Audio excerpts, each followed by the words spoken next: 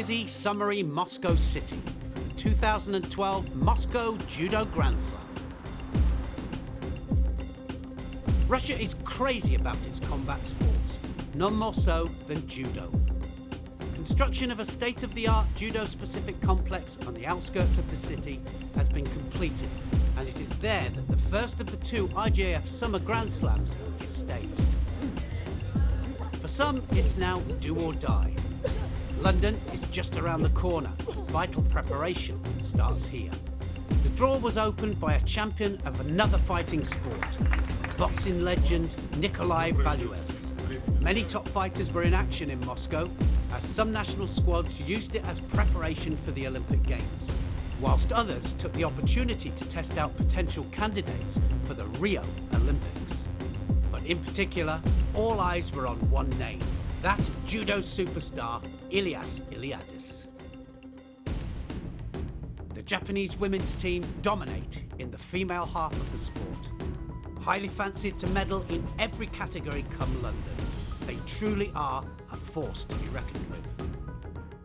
But judo-mad Brazil is a country where more people do judo than anywhere else in the world. They're a team full of passion and purpose, and could well take home medals from the Games this summer. They were here in Moscow for some last-minute Olympic preparation. With Brazil playing host to the 2016 Olympics, and with a young squad full of hugely gifted fighters, it could well be them seeing their names in lights as favourites in Rio in 4 years' time. At under 48 kilograms fights Sarah Menezes. The world number 3 has become a real force in the category and easily came through her semi-final against Russian Rumyantseva.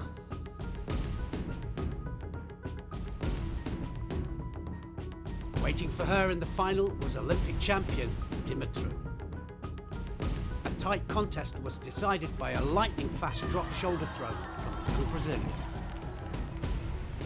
She took gold, but Brazil were hungry for more.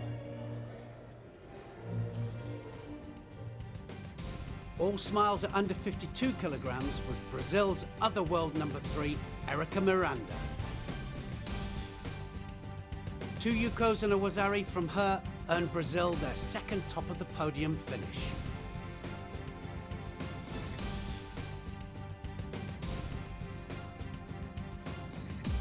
In the under 70 kilos category, Maria Patella followed up a silver in Dusseldorf with gold in Moscow. She took her Mongolian opponent over backwards with Uranagi and took the determined Brazilian squad's gold haul to 3.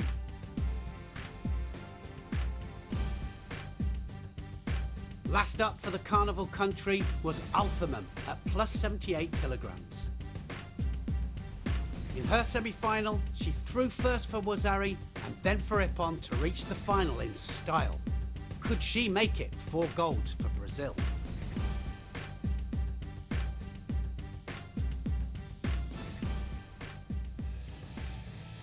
Alphamem then, can she get Brazil their 4th gold medal?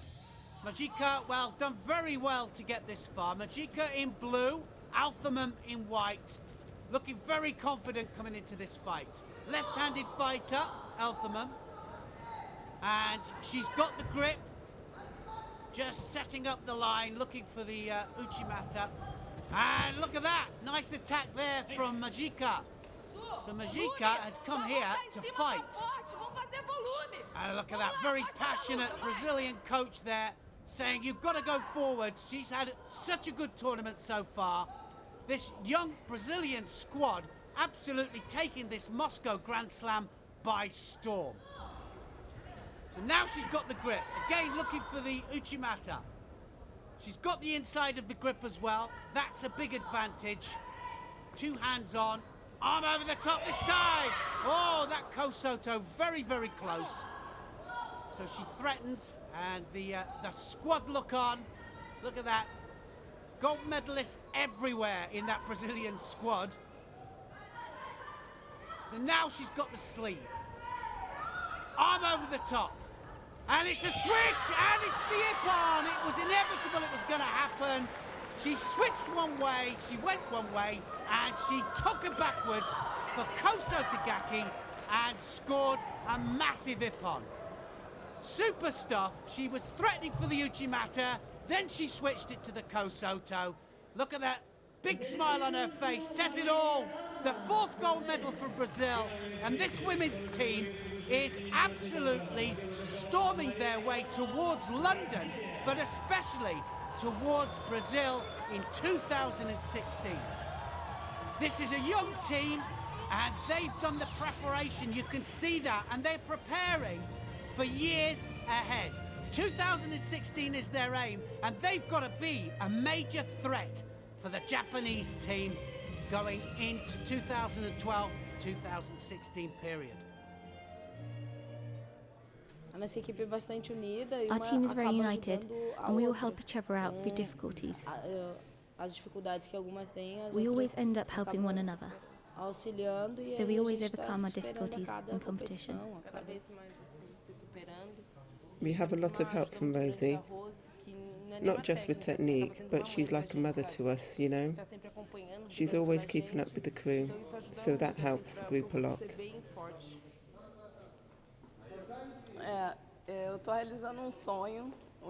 I'm making a dream come true.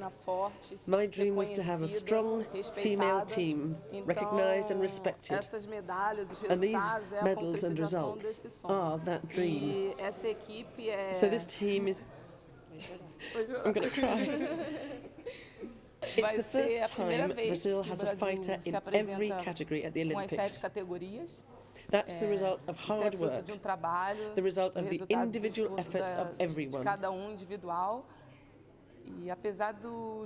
Of course, judo is an individual sport, but our group is very strong. And when you're united, you become much more powerful than when you're on your own. So, we're like a unit, and we've made it to London. The team is actually really young. The oldest athlete is Erica Miranda, who's 24. So we have a long path ahead of us. But first, we'll go through London, and if luck is on our side, we'll rewrite the history of female Brazilian judo. And then when London is done, we'll start thinking about Rio de Janeiro in 2016. At under 78 kilograms, the favourite was Mongolia's world number 7, Pure Jargal, who reached the final by throwing Muskuliak of Russia for ippon. There she met the Canadian Cotton, who also won by ippon in her semi-final contest against Germany's Malsan.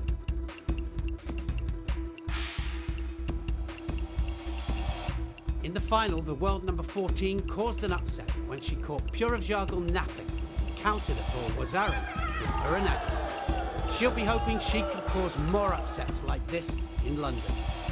At under 63 kilograms, a strong Olympic medal contender topped the podium in the form of Israeli Schlesinger. The world number 9 destroyed Austria's Drexler en route to the final with a huge hip throw that somehow still managed to land its victim on her back. In contrast, she won the final in simple fashion, using a basic counter-attack.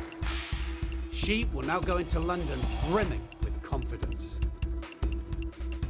And yet another Olympic hopeful was victorious at under 57 kilograms.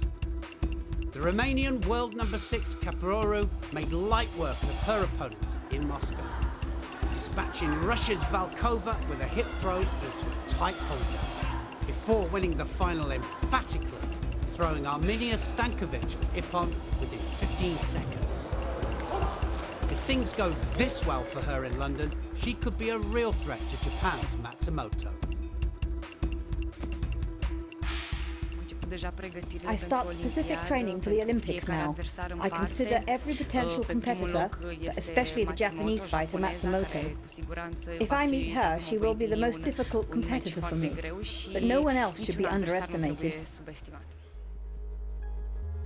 The Japanese team for London has now been announced, and those seeking Olympic glory for the creators of the sport are making their final preparations for their date with destiny. But for the Japanese, it's not all about London. They're looking ahead to Rio in 2016. 3 weeks ago in Baku, they gave some young up-and-comers a run out, all of whom brought home gold. Now in Moscow, 2 more young contenders for the spot in Rio rose to the task and also took gold. The first was Kata at under 60 kilograms, who looked on fire on his path to the final. There he met the young Mongolian Davidorj, who beat Muskiev of Azerbaijan in the semi-final with a spectacular suplex into a vice-like hold. But in the final, he was no danger to Takato, who nullified his attacks and instead picked up a wazari for himself with Koichi Gari, taking World Circuit gold at the age of just 19. Joining him was Nishiyama, who won the under 73 kilograms gold. After some spectacular judo in the eliminations, he toughed it out against the experience of Uzbekistan's world number 8 Jurakabilov to win a tight final on penalties and show the Japanese selectors that they'll have a tough task on their hands come Rio. The host nation is also a key player in world judo, but with their top fighters preparing for the Olympic Games elsewhere, they managed only 1 gold medal in Moscow. It came from Kapacharov at under 81 kilograms. In his semi-final, he was gifted the win when his Mongolian opponent attempted an illegal leg grab to earn a disqualification. But in the final, he was up against the dangerous Imamov, who came up with the throw of the tournament against Croatia's Marjanovic. Countering his opponent's attack by lifting him up, he then came across with his own hips to devastating effect. In the final, Kapacharov went ahead, throwing with Osotogari to score wazari. But Imamov bounced back, hooking in with Koichi Makikomi for a big wazari of his own. Golden score, and the Russian picked up the pace. One near attack was followed by another, and in the end, the judges were unanimous. White for Kapacharov, making sure Russia didn't come away empty-handed from their own tournament. Fighting at under 66 kilograms was one of 3 strong Uzbeks. The world number 27, Farmanov. Farmanov came through the eliminations convincingly, using an Uzbek speciality Sumigesh to set up a semi-final match with the favourite Sanjashiren of Mongolia. But Farmanov was in the mood to cause an upset, which he did with a dramatic foot sweep, levelling the world number 8 and booking his place in the final. There he faced off against another Japanese youngster, Takajo, who also showed off dangerous Ashiwaza to beat his Russian semi-final opponent, Khan Magomedov. It made for an intriguing match of styles. Takajo made the first move, trying a Sodi Surakomigoshi. But Farmanov answered back on the ground, securing Takajo in a hold down but allowing the Japanese to escape within just seconds. One of them had to go. Then Farmanov got his grip over the back, forcing Takajo over. He fainted. He fainted again. Then he made his move, Sumigesh for Ippon. A first gold for Uzbekistan and a first on the IJF World Circuit for Farmanov. Uzbekistan were gathering momentum.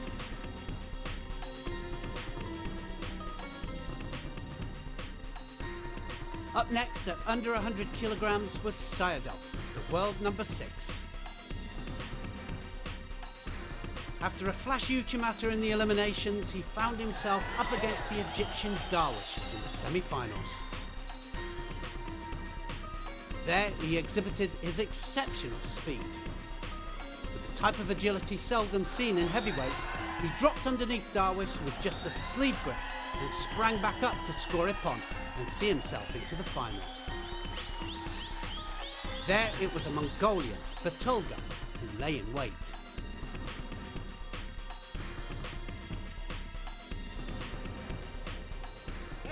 Wow, just over a minute gone in this match. Saidov looking so strong. In fact, the whole Uzbek team looks strong. They've already got a gold medal at under 66 kilograms. Saidov, can he make it too? Look at that, pulling the head in, dominating. Look at that Osoto just springing across there. And now looking for the Newaza. Has he got the Shimiwaza? He caught the neck. Can he get the leverage? Yes, he can. It's there. He gets the submission and the second gold medal then to Uzbekistan. That was great transition from him. And well, Patulga looked a little bit sloppy down there in Newaza and he paid the ultimate price. Saidov was on top, does the rollover, then he goes over again to get the extra leverage. My goodness me, does he put that Shimiwaza on? And he wins his second gold medal for Uzbekistan. There is such depth in this Uzbek squad, and you've got to say that they're going to be a major threat in London in 2 months' time. But Uzbekistan was saving their best till last. At over 100 kilograms, their world openweight champion Tangreev was in action. In his semi-final against the Russian Saidov, he produced a classic piece of Tangreev trickery. Feinting forwards before taking Saidov backwards for Ippon with Sumigesh. He may be one of the elder statesmen of world judo, but he knows he's still got what it takes to rumble with the young guns, and that he has a good chance of a second Olympic medal this summer in London. In the final, he had to overcome another Russian, Bostonov. With his opponent pushing forwards, Tangreev capitalised, dropping in deep between his legs to take him over onto his side for a wazari and take the lead. He then weathered the storm as the Russian threw everything he had at him to try and get back into the match. But he held off just long enough to add another medal to his vast collection and ensure that Uzbekistan topped the male medal table. And with talent and power matched with depth and experience, Uzbekistan are fast becoming a force to be reckoned with in male judo. At under 90 kilograms fights the man everybody has come to watch. His name is Iliadis. In 2010 he became world champion in Tokyo. And in the following year, captivated and enthralled judo fans the world over with his dynamic brand of Ippon Judo.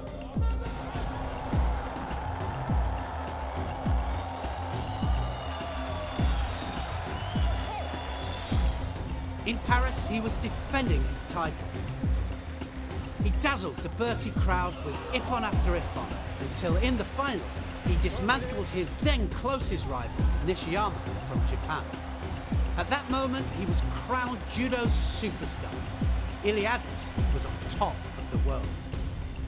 But since then, he has met a new rival in the form of another Nishiyama, who worked out how to do what none of his countrymen could, and beat the mighty Greek.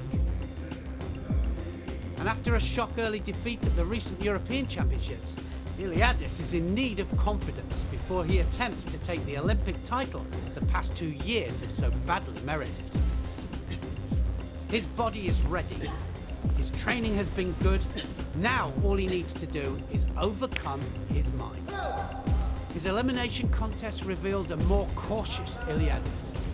He controlled the grips and never looked threatened, but the big signature attacks didn't come. Then the old Iliadis came back, the one everybody loves to watch, as he seamlessly combined Sodi Surakomigoshi with Oso Tagari for a massive Iliadis Ippon.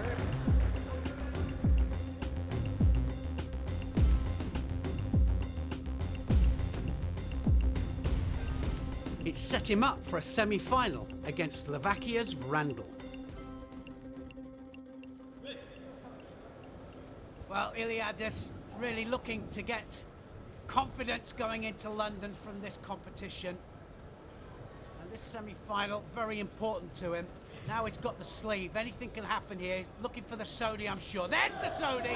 Now what's going to happen? Oh, Rendell tries to get off it, and he's taken him down for a Yuko.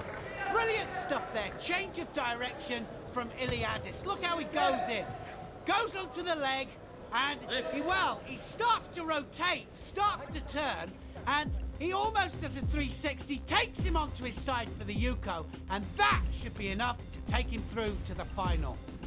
Waiting in the final would be home favourite Suleiman, who en route stunned the world number 5 Churiev with an Iliadis-esque Sodi Kamigoshi.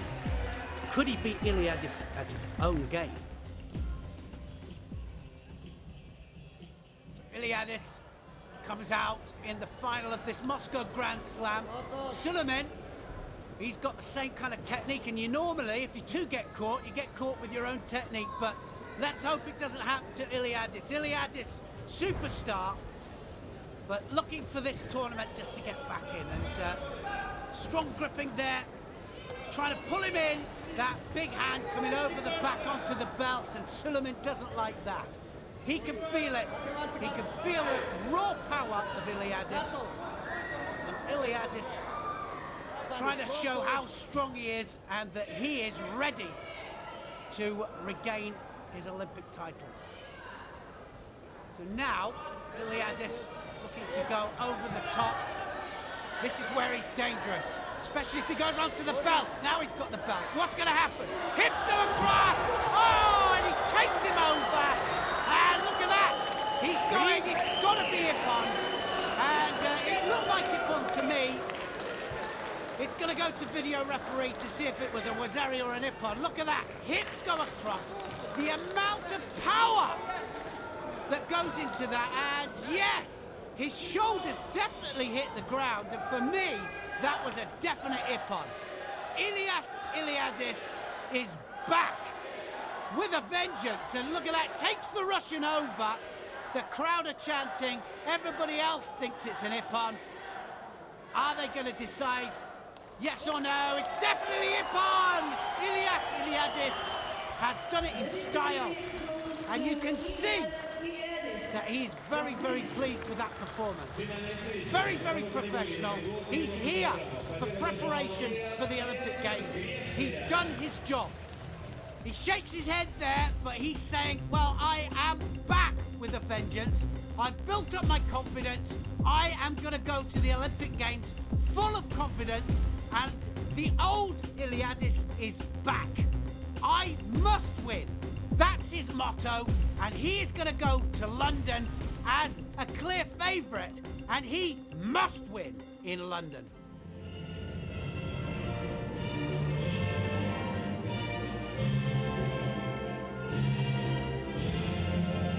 I go in the Olympic Games, and this is my dreams, not just my dream. This is every athlete who go in the Olympic Games, every athlete have this dream, and I am same dreams.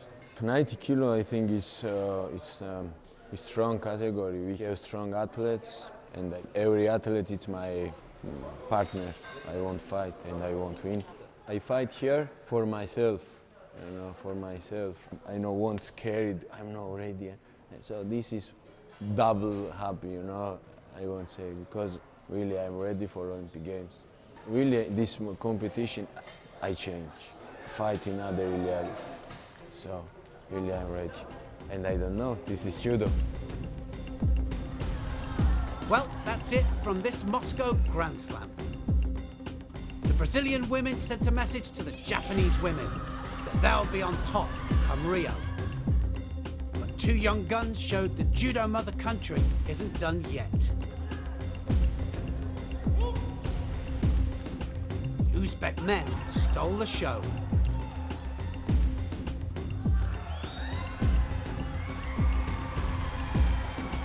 And Iliadis can go into London feeling like a real superstar. Join us next from Rio de Janeiro for judo with a Brazilian party twist.